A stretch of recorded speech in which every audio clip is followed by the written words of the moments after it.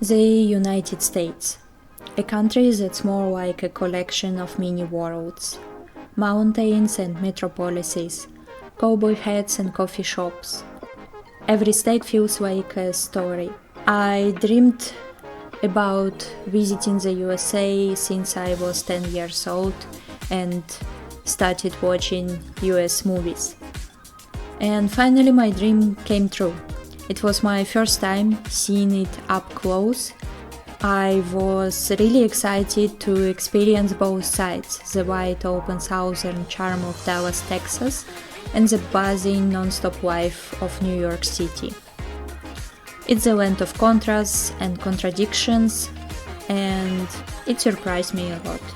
My USA adventure started in Dallas, Texas, home of cowboys, white skies, and serious hospitality. The air felt dry, the roads felt wide, and yes, everything did feel bigger. We stayed pretty far away from the arts district, and I definitely had to take a public transport in order to come there. I had a lot of time on my own in Dallas.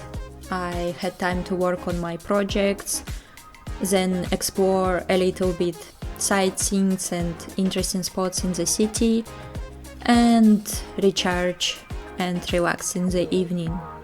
People there were really friendly and talkative. I was really surprised that it's not walkable, despite the fact that I heard about it, but still I am a person that loves walking and exploring the sites on my feet. That's why it was a little bit of a challenge for me to use public transport there, and also the taxi is so expensive. I bought an afternoon ticket and took a bus in order to come to the city center. Dallas really surprised me. I expected cowboy boots and barbecue, and sure, I got that, but there is so much more beneath the surface. I started with a guided city tour, which gave me a feel for Dallas size and spirit. It's really a good idea to take a guided city tour in order to hear more history, see more sights, because I would definitely not come into some of these places on my own with a public transport. We passed shiny skyscrapers, murals in deep Ellum and white Texan roads, all while hearing how the city transformed into a southern powerhouse. We started the tour at the JFK Memorial, and of course we passed the place where President Kennedy was assassinated. It's a huge part of the history of Dallas. You will hear this information, I think, in every tour. They walk you through the timeline of the tragic day in 1963, and you even see the window where the shot was fired. It's heavy, it's haunting, but it's part of Dallas, a city that holds its history, even the painful parts. And you also really understand and feel the culture, how they try to turn everything, even negative parts of the history, into positive ones and take advantage of it. After that, I visited the Dallas Botanical Garden on my own. It is 66 acres of color, calm and creativity. It was a tulip season, and walking past fountains, wildflowers and lake views was a perfect contrast to the buzz of downtown. The Dallas Museum of Art was next. You can visit the museum for free, but if you want to visit some specific collections, then you need to buy additional ticket. And to be honest, I really loved it. It's priceless. From ancient Egypt to modern abstracts, the space was surprisingly world-class, quite reflective and beautifully designed. I really enjoyed it. I saw so many things It's not super huge, and that's why I didn't feel myself exhausted after visiting it. I also walked a lot in the art district. It's the largest urban arts district in the US, and it shows. You walk past sleek concrete halls, museums, sculptures and green spaces. The vibe is polished but alive. I also visited AT&T Discovery District, which feels like the future. Giant digital walls, outdoor seating, interactive art installations, and great food. It's one of those places where you sit down for a snack and end up staying for hours because it's just cool and relaxing. For contrast, we also passed through Deep Ellum, a neighborhood known for live music, both street art and indie soul. You can stumble upon a street performer with a saxophone or just stand there soaking the whole atmosphere. So Dallas has a little bit of everything: calm gardens, world-class art, buzzing nightlife, and a real sense of its history. So I'll list in the descriptions all places where I went to and also other places which I read you can visit. Yeah, I hope you next time when you are visiting USA, you definitely consider going also to Dallas.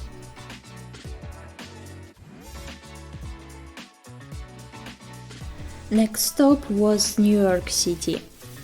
We landed in New York City in the morning and we still had the whole day in front of us. The first thing that hit me: noise, lights, energy. You don't walk in New York, you weave, you dodge, you hustle. Every corner felt like a movie set. We stayed in Manhattan. We tried to find a cheaper but clean place, and we wandered through Soho, Brooklyn and Central Park. Every block had a story. From the point of food, the best and cheapest one, I think, are pizza. You can get a huge classic pizza slice and drink and spend for only $7 for 2 people, which is crazy for New York. The most expensive food, which I didn't really understand, it was their New York bagels, because in comparison to pizza you could leave $40 for 2 people for coffee and a bagel, but in my opinion it is not worth it.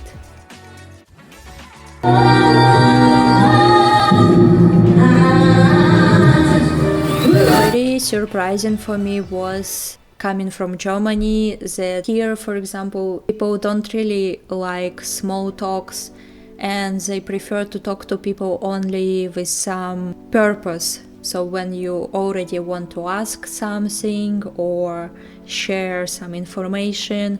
But in New York, many people try to talk to us. It could be a barista, it could be someone on the streets. It was nice, but very, very unusual for me. And I understood how I already got used to a little bit unsocial vibe here in Europe.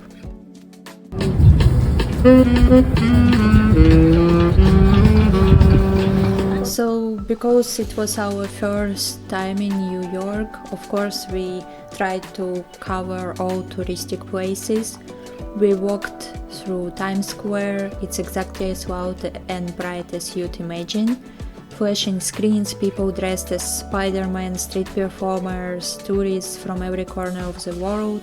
It felt like a movie. We went to visit some relatives in Brooklyn. It was a little bit of seeing also Russian part of New York. We spent some morning in Central Park. We were just wandering around, sitting on the bench. It is a wonderful place to have a bagel and morning coffee. It is huge park. and there are many joggers, saxophone players. We also found Balto statue.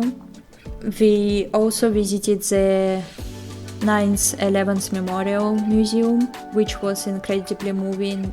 The stillness of that space in the middle of such a loud city, it stays with you. Of course, it's just unbelievable that such a tragic thing could happen.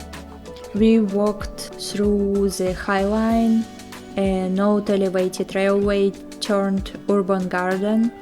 It winds through the west side of Manhattan with views of the Hudson and hidden art installations between buildings. It's one of the coolest walks you can do in the city. A highlight was visiting the American Museum of Natural History. It's massive, inspiring, and packed with everything from dinosaur skeletons to outer space exhibits. It made me feel like a kid again, curious about everything. It was a little bit expensive, but I didn't regret that we chose to go there. I loved it so much. And the first thing that you should do is to go to the dinosaur section. I am not sure that you can find something similar anywhere else. We also saw the Statue of Liberty, but only from afar, because we decided not to spend time almost the whole day in order to go to this island. It's still iconic. I was a little bit disappointed because I hoped that you can see more. But yeah, I think I'll just save it for my next visit. I really enjoyed my time in New York. To be honest, I have no idea how people live there because everything feels so expensive, and I understand that they probably have really well paid jobs, but still, it just, in comparison to Europe, everything is overpriced. So yeah, I would definitely want to see other parts of the USA and maybe one more time come to New York City and see and do everything that we didn't manage to do. Dallas gave me space to breathe. New York made me feel alive. It reminded me how one country can feel like 10 different worlds and how travel changes your rhythm. If you like this, hit that like button, subscribe, and tell me which city are you more drawn to, Dallas calm or New York chaos.